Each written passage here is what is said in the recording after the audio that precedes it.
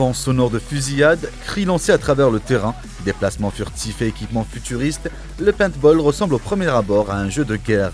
Protégés par une combinaison renforcée, un casque et des gants, les joueurs progressent en équipe de 3 ou 5 sur un terrain qu'ils doivent transverser pour remporter la victoire, en éliminant les adversaires grâce à des tirs de balles de peinture. Bon, paintball, c'est la première fois. Cela se passe dans la forêt comme vous le voyez, j'ai tout de suite accroché. Comme vous y avez goût, c'est fait. J'ai rejoint l'association et aujourd'hui je m'entraîne de 8 à 10 heures par semaine. Comme dans tous les sports, il y a une hygiène de vie à tenir, ne pas boire et ne pas fumer. C'est ce qui me plaît dans ce sport, l'esprit, la camaraderie, la fraternité, les membres de mon équipe sont des gens que je connais ou pas, c'est le top.